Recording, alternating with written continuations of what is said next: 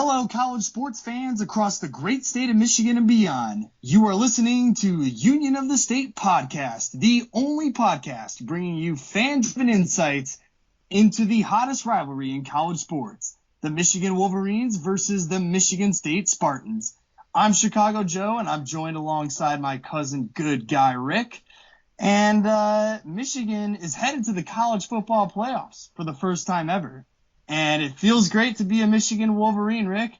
How do you feel? I know you guys didn't play last week, but can I get a little congratulations from your end here? I mean, I feel like we need to hear it.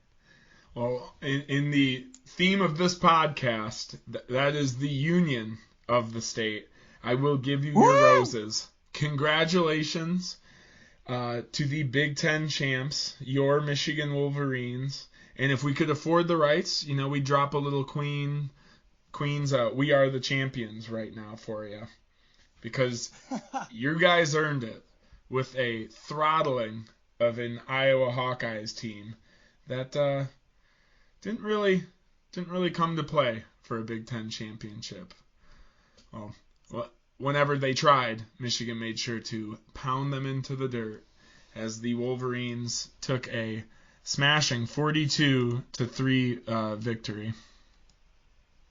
Yeah, and that's I think the Big Ten East is now 9-0 against the Big Ten West, and maybe that's a conversation for another day, but certainly Michigan performed the way that everybody expected them to, and after that emotional victory against Ohio State, showed up to Indianapolis. They were on a business trip, as we've said a lot of times on this podcast, and they did what they had to do. They left no doubts about it from basically start till finish. They were the team. They were the destined team to win this game, and that's how they played. So felt really good, at least from my side. But, we'll get into that coverage here a little bit. But first, before we do all that, Rick, can you tell everybody where to see us online and how to subscribe to us?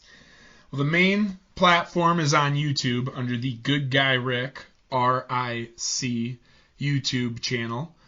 Like the video, throw us that subscribe click, and then also any questions, and or topics to discuss can go to unionofthestate@gmail.com.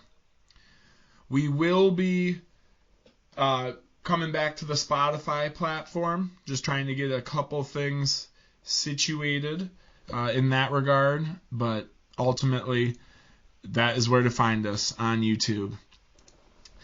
So, Joe, Big win. Obviously, we were both leaning Michigan pretty confidently last week. But, I've talked to a couple Michigan buddies in the area, and there was obviously some nerves. Just going to Indy, don't want to, feel too comfortable yet. And I think that's how the team played. They came out pretty hot. For a second there, it looked like the scoring might settle down, but that pass from Donovan Edwards to, was that Roman Wilson on the reception? Yes, it was. Yes. We always shout out the local guys, at least from, my area and, throughout. We usually call out the hometown. So, seeing the West Bloomfield guy with dude, that might be a better arm than Cade has. Am I crazy for saying that?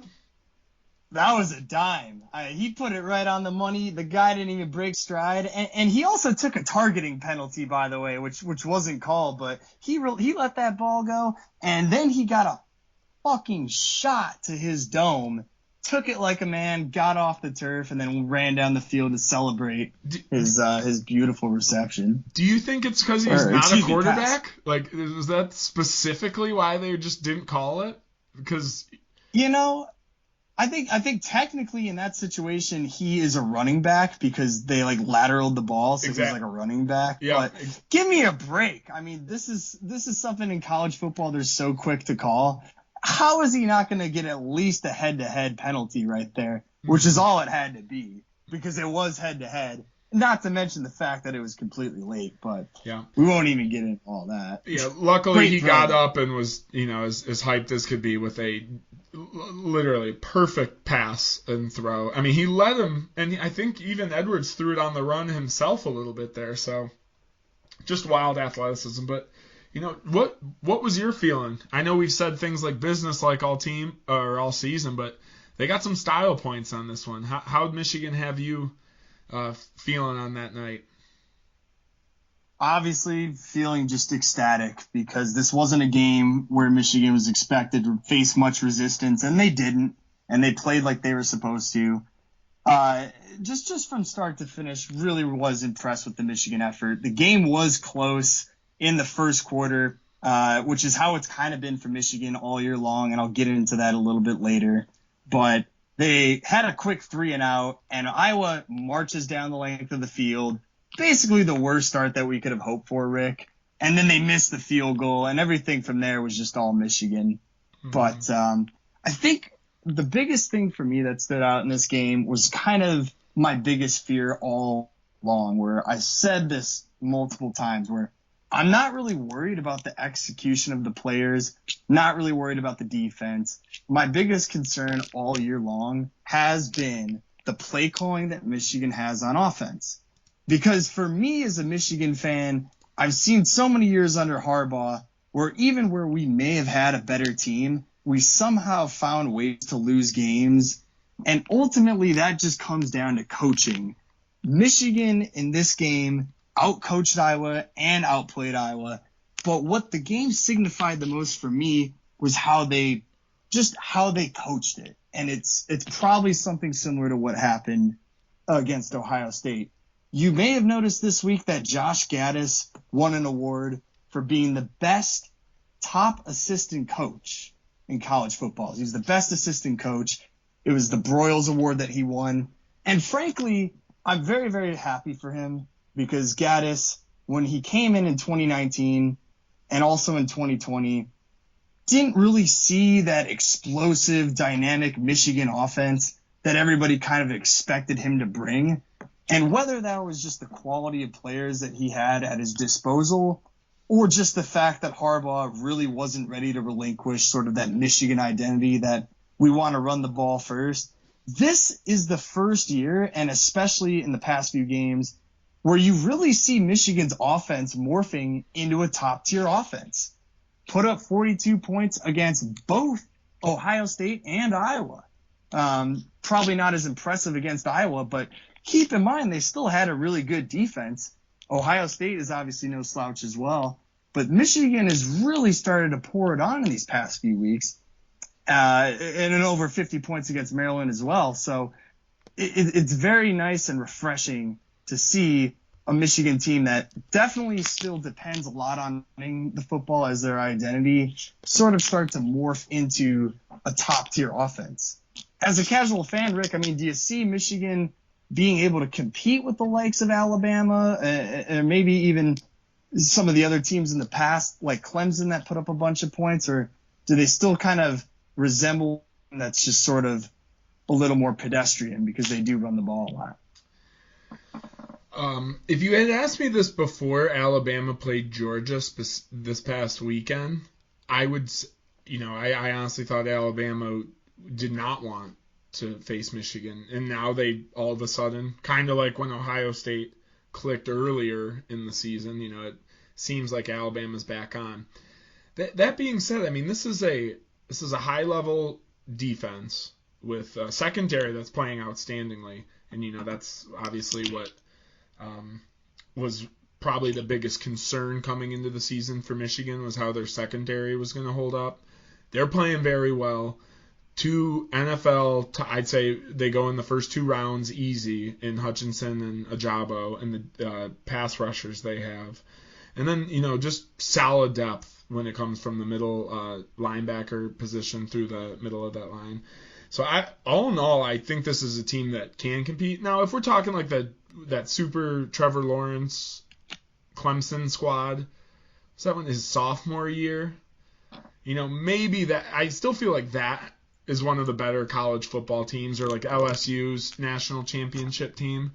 Those are, like, maybe those teams would be the dominant squad this year. But I mean, that being said, but though, I'm cherry picking like the most elite, obviously, and those teams had the college football playoff to prove it. where we're standing now, let's see how this offense performs. But from the dynamic play standpoint, if they're not, it doesn't matter if they're coming from McNamara or Donovan Edwards. Ultimately, I mean, this is a dangerous squad, and Edwards is their third running back, and you got to be worried for a trick play while he's out there. Ultimately, right. And I know it is a three-headed running back monster, but this is as deep as team as they come. With maybe the depth on the back end is a little obviously deeper in Alabama, but they can't all play. For the people that are going to be on the field come this college football playoff standpoint, Michigan is matching up with everybody. I think smoothly. They're going to be competing. I can sort of sense your hesitancy to proclaim this as a top-tier offense, and maybe I can explain it a little bit for all the people listening. Because, again, Michigan hasn't shed its identity as a running first team, right? Like you said, they have 3 running backs. Haskins is sort of more of the ground and pound. Corum, he averaged 15 yards on the ground against Iowa. He's sort of the shiftier guy that can sort of break some tackles, and if there's nobody touching him. Yeah, I mean, if there's nobody touching him off the line of scrimmage, he's going to bust out a big one. That's for sure.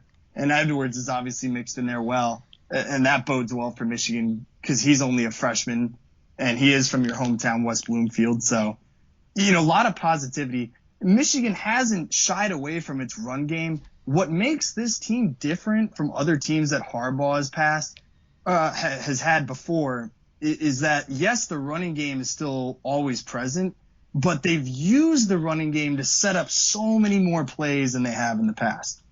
We talked about the Donovan Edwards throw. Those types of plays, and they had a flea flicker in the game. They're running reverses, these end arounds. There's a lot more variation to the Michigan offense, which is what we sort of expected from Gaddis all along. But now they've sort of been able to put it all together, and they've really been able to mix it in a way that keeps defenses off balance. So I think that's why he ultimately won, the top assistant coach, of the year award.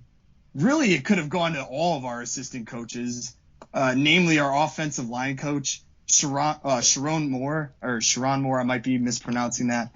He was a tight ends coach at Michigan. They changed him to the offensive line coach this year, which seems like a great idea because clearly the offensive line has been dominant. It could have gone to Mike McDonald, the 34-year-old defensive coordinator who came from the Baltimore Ravens and turned Michigan's defense back into the powerhouse that it had been under Don Brown for his first few years. I think this goes back to my original point is, yes, Gaddis is doing great. He's really been able to mix in a lot of unpredictable elements to Michigan's offense that give it those explosive play potential without just limiting them to running the ball. But it also just comes down to their other coaches as well, which have shined. And at the top of all that is Jim Harbaugh, who's received the most criticism. He renegotiated his deal prior to this year, more of a contract that's focused around bonuses. So beating Ohio State, winning the Big Ten championship, winning college football playoff games. And he's been able to change the culture of this team with the other coaches that he's surrounded himself with. And that is what has created this Michigan team that we see today. That's why they're so night and day different from last year, because the coaching from top to bottom has set a new culture.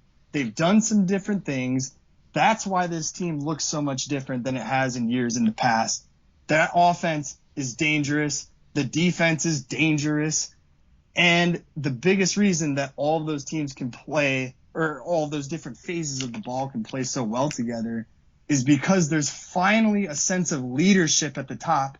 There's a shared identity this team has been able to adopt that has finally been able to get them over the hump and finally put them in the college football playoffs. So all around, this team has coaching for a change. And we thought at the beginning of the year, Rick, when Ronnie Bell, Michigan's top receiver, went out, he tore his ACL in the first game of the season, that was going to be it. But somehow with a less dynamic receiving core than Ohio State or Alabama or those Clemson teams that you've mentioned before. Somehow without all that, Michigan is still putting up as many points as they have basically throughout all of Harbaugh's career. It comes down to coaching. And for once, I am finally not concerned that the coaching is going to be the reason why we lose big games. Instead, they're putting our top players in positions to succeed. It's fun to watch them on offense. They make great plays. It's fun to watch them on defense. They make great plays. The coaching is the reason Michigan has been able to break through and are the reason they're currently in the playoffs. Yeah, and I didn't mean to dance around my answer there, and it took that to kind of you figure out, it's the difference of those is just the high-end NFL talent. It's basically where 3 players on offense and a handful on defense can just take over the entire game. On the contrary to that, I think this Michigan team, you are getting a more complete package than said Clemson squad or said LSU. And that's exactly what it is. Harbaugh has the talent. He's been there 7 years, so he's been able to kind of establish the baseline. But yeah, it is taking these new bodies around him, these new minds around him to really solidify the cornerstones he's already had, and he's getting a maximum maximum effort and maximum ability from all the guys that he's playing right now and breaking into the field. Whether it's the freshman. Is it Andrel Anthony, continuing to have big moments, or seniors like Cade McNamara, or I think he might have another year left, but he's upperclassman like Cade McNamara. So right. he is just he's a junior. He is getting everything out of all of his guys right now, and that's allowing this team to be as dangerous as any heading into the college football playoff. I agree. I mean, this is what Michigan fans sort of had been expecting out of Harbaugh this whole time. And, in the past, I really do believe it was coaching decisions that sort of held this team back. I was always the biggest complainer that, and I even earlier on in this podcast, I said it too. It's like, Michigan runs the type of offense that you would expect from an 8th grade type of team, where it's just run the ball up the middle every single play. There's not a lot of creativity. But you've started to see as the year goes on a lot of different types of plays that just weren't characteristic of Michigan before at all. I mean, I'm pretty sure every time we throw a flea flicker now, I mean, we're averaging like 30 to 40 yards per play, and they haven't abandoned their identity, which is running the ball. It's just that for once they're able to capitalize on how effective they run the ball and turn it into those big, flashy plays that have been able to have Michigan score a lot of points. This game against Iowa was close in the first quarter, like so many games that Michigan has played this year. They're always close in the first quarter. Michigan is the most dominant in the second half when that running really starts to take a toll on the defense of the team that they're playing against. And that's when you start to see the real big chunk plays open up, is after they've set the tone for the first half of the game. It's like now the other team is just woefully unprepared to stop the run, and that's what sets up the chunk plays that has been able to give Michigan just that new look on offense and being just so explosive. It's the running, setting up everything else, but they never forget who they are, and whenever they need to go to the run, they're still able to count on successful, well-called plays. I'm repeating myself here, but just really, really excited to see that Harbaugh's vision actually looks like it can work. This is what he's wanted the whole time, finally putting it all together when it matters most. And just a sneak peek on the next game there for Michigan, which will be against Georgia after they secure the 2 seed and 3 seed matchup. Give me Michigan plus the 7.5 right now. I know we're a couple weeks out, but I've been riding some gut feelings over the last couple weeks, and how can you not take the points at this moment, December 8th here? What are your early? You don't have to give a prediction yet. I'm not even saying I'm picking them to win, but I saw that line and I was like, woo, I'm liking it.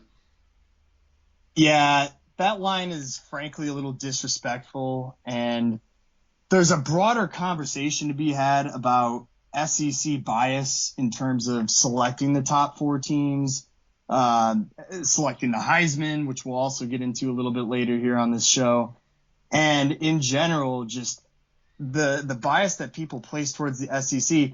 You're looking at Georgia and who they played so far this year.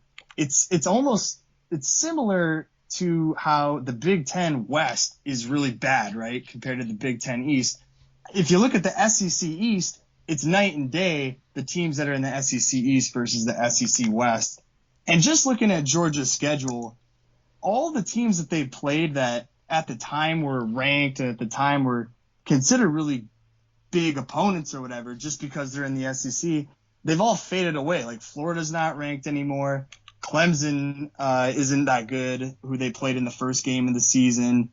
They're ranked number 19 now, I think. And looking through all of that, it's sort of not too surprising to see that they did end up losing to Alabama the way that they did, because frankly, I think they were tested for the first time all year in a really serious game. So the fact that they were able to lose the way they did to Alabama and still managed to have a 7-point spread against us is, in my opinion, a little disrespectful. But all of my biases aside, and how I feel about that, it should be a really good game because Georgia still does have a really good defensive line, and that's going to be the biggest test in that game going forward. Is Michigan loves to run the ball. Well, they're going to be running up against the Georgia defensive line, essentially. Our offensive line is going to have to prove themselves. And so what's going to happen if Michigan can't establish the run like they have been accustomed to all year? But I still feel very positive about it because even teams that had supposedly good defensive lines, like Penn State's a great example. Ohio State's defensive line hasn't been as good as it has been in years past, but that's still a very solid squad that they have up there. There's definitely some teams that Michigan has faced that have proven to be stiff against the run. And just about every single time, it's like I said, around the second half, you start to see Michigan's offensive line overwhelm. The continuous pressure is often too much to overcome for most teams. But with all that being said, I think it is going to be a great matchup. 2 teams that are very similar in that sense. So we're going to get more into it later. There's a lot more weeks. We're obviously 3 weeks out, so there's still lots to talk about.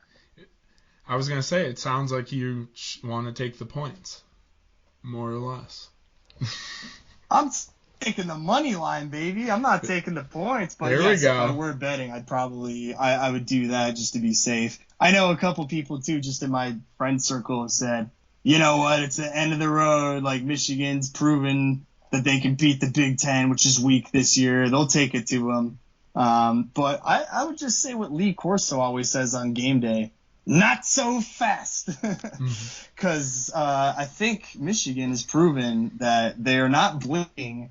The business-like approach that they have is more of a representation of how confident they are, and you can't put a price on confidence. Meanwhile, Georgia, they just lost to Alabama like they always do.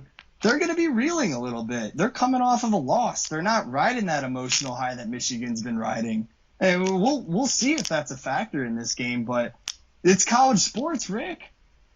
Fucking emotions are everything. Emotions are a huge part of the game.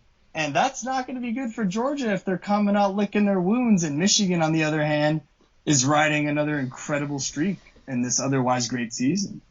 So with that, we'll move over to segment 2 here. And as Joe alluded to, I am peeved about this Kenneth Walker III snubbing from the Heisman board. We're talking about a guy 9 weeks into the season was the Heisman favorite, and ultimately doesn't get an invitation. Has over 1,000 yards after contact this year, leading the college football landscape by a large margin. And just ultimately, being the difference between a 5-win or 6-win MSU team and a 10-win MSU team. Obviously, Bryce Young is going to kind of come away with this. C.J. Stroud is, I wouldn't even be like I would have imagined him to finish above Kenneth Walker, the third in the rankings. This award is ultimately, the Alabama or Ohio State quarterbacks award, the Heisman. And then Aiden Hutchinson, hey, you had a great season. You're the poster boy for an outstanding defense, a ferocious defense, best in the Big Ten. And then that just kind of backs up my Kenneth Walker Heisman moment. We don't have to get into the game anymore, but, against a stud D like Michigan's. That being, and then obviously, he is the name on defense. Will Anderson is having an incredible year for Alabama, but he's not a household name right now. So, I'm not surprised why he ultimately gets snubbed as he pulls down the Defensive Player of the Year award today. But Kenny Pickett stealing a 4th seat, and as we discussed, there could have been 5 seats here.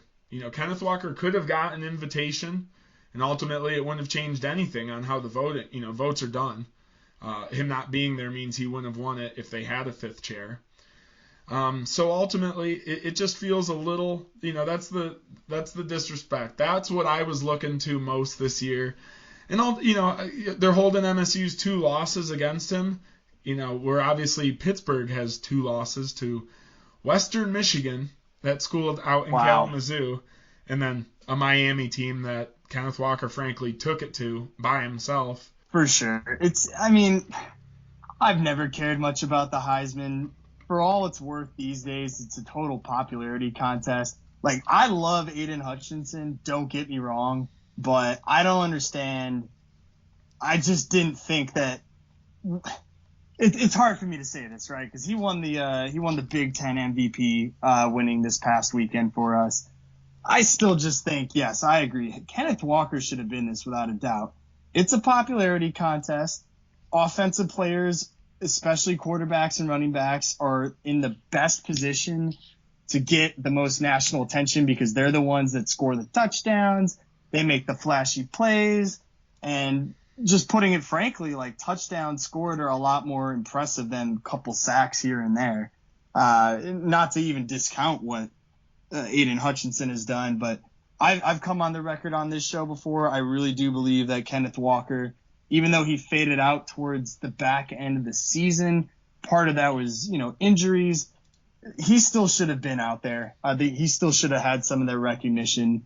It goes back to what I was saying even just, 5 minutes ago, is it's a popularity contest, and that's something the SEC is usually in a better position to, have that limelight because there's so much attention towards them being the premier, college football conference right now. But I wouldn't put too much stock into it. So many of these Heisman winners that come out, they don't even do anything anyways. Remember that Johnny Manziel was a Heisman, and Robert Griffin III, and they're great in college, but who cares? This is just something that is defined by it's the recency bias. I keep using the word bias, but it's so true. Because Kenneth Walker kind of faded out towards the end of the year, people just forgot about him. And unless you're playing at an SEC school and you're constantly on that national stage and making big plays that everybody can see you on, frankly, just the voters are not going to remember, or they're just going to discount you because of what school you come from. Not saying that that's right. I'm just saying that that's the way it is. So that's why it's been a quarterback popularity contest for so long. But if Michigan State beats Purdue and they don't get blown out by Ohio State, I guarantee he's in New York for the Heisman presentation. No doubt about it. No doubt in my mind. You guys aren't going anywhere. Michigan's not going anywhere. Ohio State's not going anywhere. Mel Tucker's already shown that he can get good recruits through the transfer portal, and it bodes well for your guys' future. So despite all the optics, which is, as we know, pretty important for 18-year-olds that are getting recruited to the national light, there's still a lot of positive things going on for all of our schools, but especially Michigan State and the way that they've been able to use their transfers. Still so much being shown out of East Lansing that you guys have a lot to look forward to. But before we get going, you got something to say? I was just going to say, yeah, what I'm alluding to is expect another heavy transfer season there, as I talked about, there are guys on this team that have played 4 years under D'Antonio, and they're completed their second year under Mel Tucker this season. So there's still a lot of guys that were recruited by previous staff, whether that's the head coach or some of the assistants that are now out.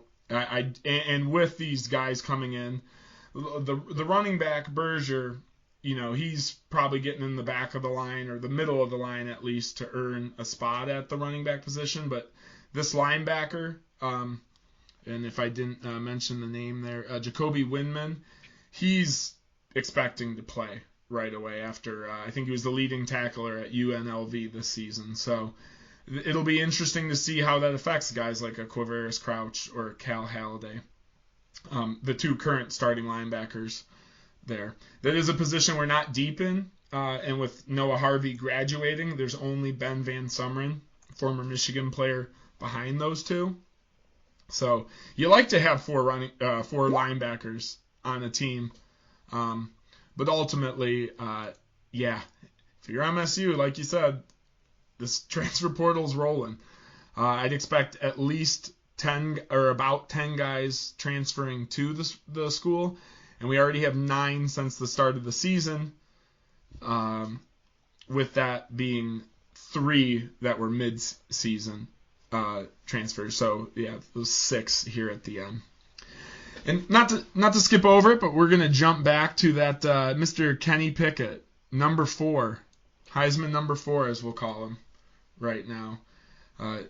In his Pittsburgh, are they the Wildcats? This is so pathetic on my part. I should totally know this, but this is just like they're not even on my radar. They're the Panthers. Okay, they're the Panthers. Well, that's a Wildcat, right? Like, okay, I hit it. But yeah, I knew that. This is why that was not intended shade for the record.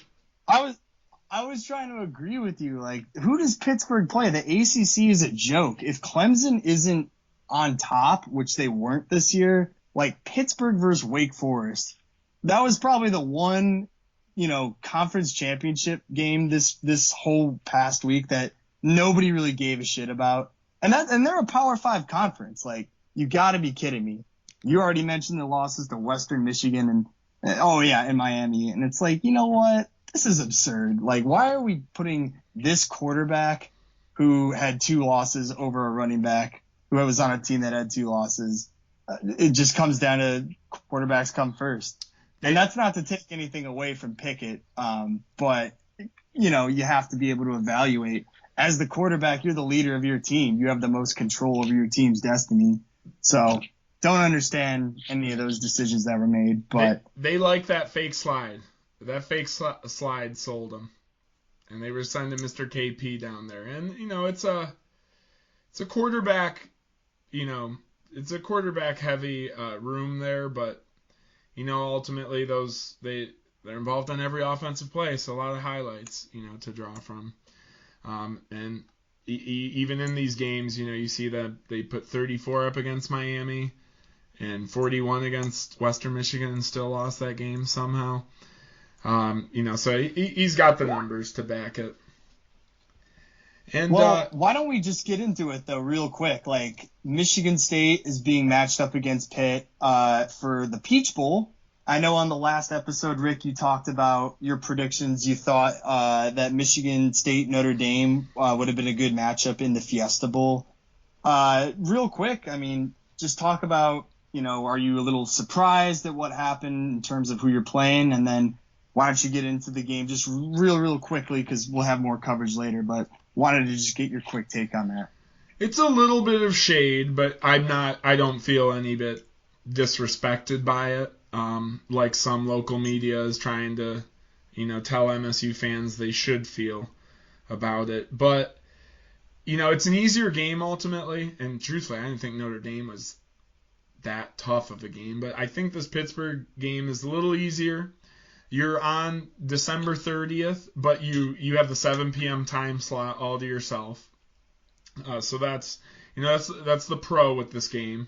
And then ultimately, it's in the state of Georgia, where MSU is really trying to get a recruiting footprint in. So I would expect to see that being a big game with a lot of local play. I'm not sure how that works with tickets or if they got to go themselves, but at least from a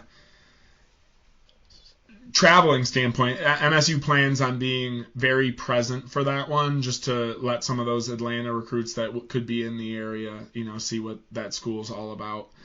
As far as Pittsburgh goes, they've had a couple weird, news headlines break out recently, and that being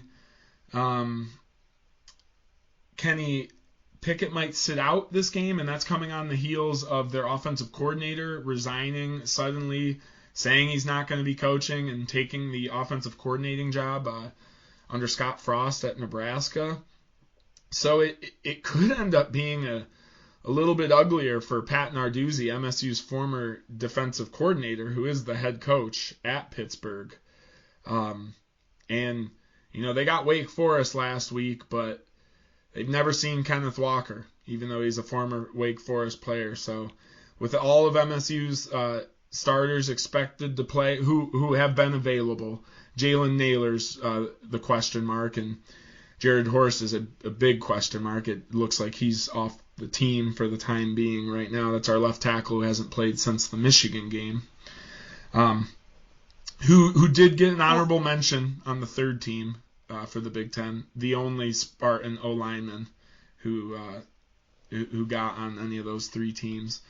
But then the cons being with this game, ultimately,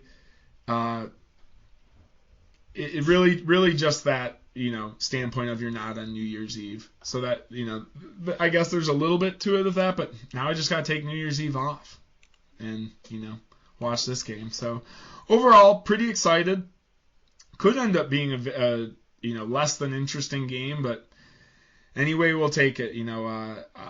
I'll expect MSU to be coming out, full force after getting a lot of time to rest for guys that frankly needed it. Just having to play with very little depth behind them, specifically on our defense. I want to back up real quick. So you're not upset that Michigan State wasn't paired with Notre Dame? Why? I'm a little upset about it, but what are you gonna do? It's coming off the, Kenneth Walker. No. It's not what are you going to do? Like, why do you think they made that decision, and why does that not sit right with you? Because from my perspective, Notre Dame is still not playing in a conference championship game, and they move up, and they're number 5. Like, there was a lot of discussion that their new coach that they just ushered in, if everything went haywire, I mean, frankly, if Alabama lost at Georgia, I think Notre Dame would have been the number 4 team in because Oklahoma State lost. So they would have been in the college football playoff, and they didn't even have a conference championship game. So once they're getting rewarded by moving up, I mean, to me, it just seems like it's a little ridiculous that they keep getting prioritized just because of who they are and what they're going to do. I thought the Michigan State game made a lot of sense against them. Me personally, Ohio State's going off to the Rose Bowl. The next biggest team in the Big Ten is Michigan State, and it just sort of seemed like a match made in heaven, as we talked about in the last episode.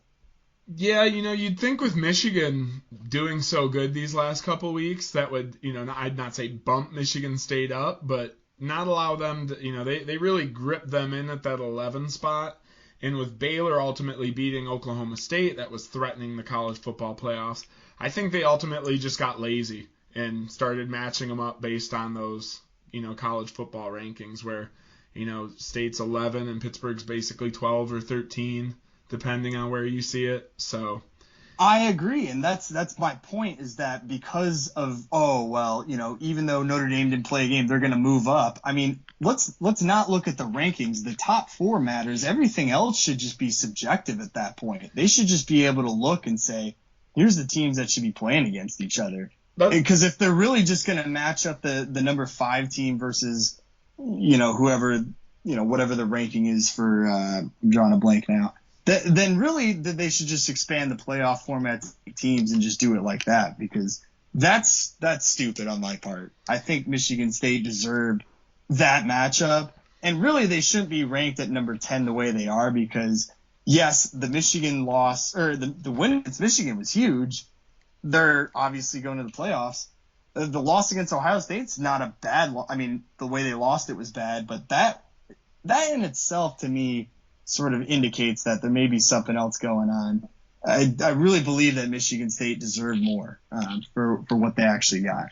Yeah, it is the Ohio State loss that it happens the second to last game of the season. So it's just that you don't get any favors when you have a no-show game like that, and that's ultimately the theme of this episode for MSU standpoint. That's true. As it pertains, I mean, think to the about Heisman it. You guys are bowl selection. I mean, you guys are playing the ACC. You're playing the ACC champion, so it's like on paper, right? Like, yeah, it looks like, the third best team in the Big Ten is playing the ACC champion. I agree with all that, but it sounds like I'm more fired up about you than this. In the sense that I really believe that Michigan State should have gotten a lot more clout than what they're actually being shown. Maybe that's because we lost to you guys, Rick, but maybe that's also the theme of the show, Union of the State. Like, I'm going to go to fight for you guys because we're in a strong conference. The Big Ten's not getting enough love, and Michigan State is probably a lot better than a couple of the other teams that make out the 5 to 10 rotation, in my opinion. It's I'm more fired up about the Heisman thing. It is what it is, but I think you just go out there and you beat the crap out of Pittsburgh. I think they're going to put up their ACC championship trophy. So you win this one, you have a win over the ACC champion. We got the win over Michigan. You got a win over the Big Ten champion. It's a good season ultimately when you're able to boast 2 wins like that on the back end. So no, I mean I think the Notre Dame thing was the better story. I think they just got lazy when it came to the matchmaking there. But ultimately, this Sparty squad still has a lot to prove, and let's put that old chip back on the shoulder there, and let's go out there and make Pittsburgh pay for it, man. Kenny Pickett or not, I personally hope he's playing. I will be I'll be fired up about that if that's for sure that he's sitting out. Because, I want, we have the worst statistical pass defense in, the FBS. Where are you, Mr. Heisman? Come show us, come show us why they picked you. So I want the best Pittsburgh. Like I said, the offensive coordinator's out, but, yeah,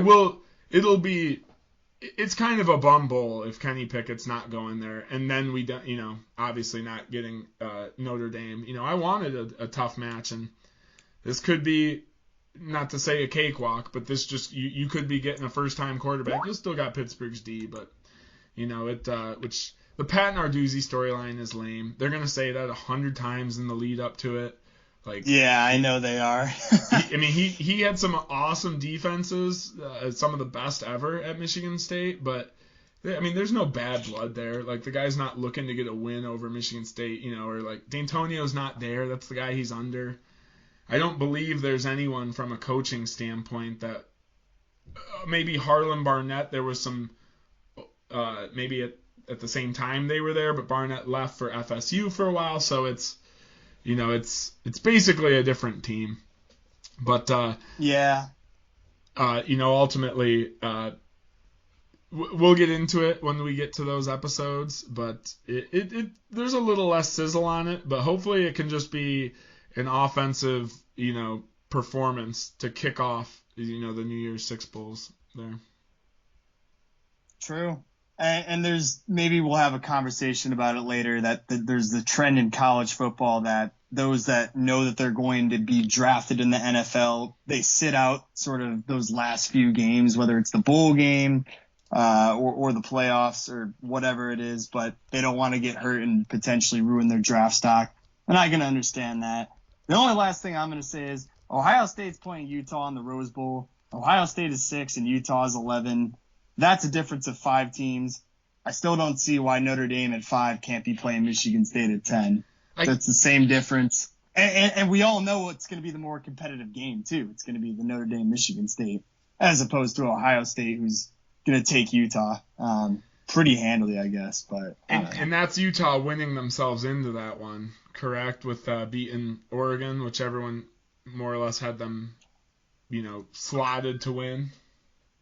What a weird year, because Oregon beat Ohio State in the second week, and that was what everybody sort of realized was that, oh, maybe Ohio State's not as good as they usually are. And then they end up losing 2 games to Utah in the span of 3 weeks, and one of those being the Pac-12 championship. And the Pac-12, like the ACC, nobody really cares about these last few years because it's just a complete joke. The best team in the Pac-12 is ranked 11, and the best team in the ACC is ranked 12.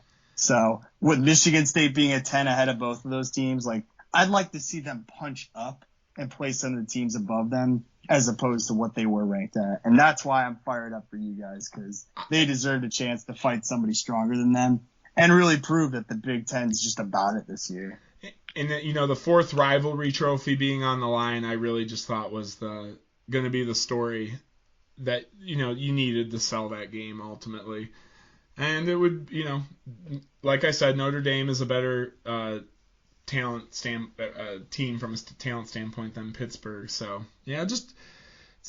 Notre Dame. That's why they don't want to be in a conference, Joe. They don't want any politics involved. They'd like to just sit tight and let some other people lose and just, nudge their way up to the top. The committee has shown that that's actually a better method, that you can totally move up, because when the rest of the big teams are fighting it out against each other, they can just sort of sit on the sidelines, and whichever one of those teams loses, you're going to take their spot regardless of the fact that you just didn't even play the week before. So, but what makes college football fun, right? Like, this isn't a science. It's very subjective, whether it's the Heisman pick or the way that they do the rankings. Everything's just sort of based on, what you have in front of you. And that's just the reality of it. So next week, I'm just going to mention quickly, will be our basketball preview week. And then we'll be coming in with plenty of coverage on the back end of the month here as we get ready for these bowl games. So if you don't have anything else, I will close out. Thank you, as always, for listening to the Union of the State podcast, the only podcast where you get dual coverage of the Michigan State Spartans and Michigan Wolverines, your Big Ten champions. I'm Good Guy Rick. And I'm Chicago Joe. And as always, we appreciate you listening. Please like the video, share it with your friends, hit us up in the comments section, and subscribe to the channel. Go Green! And go Blue!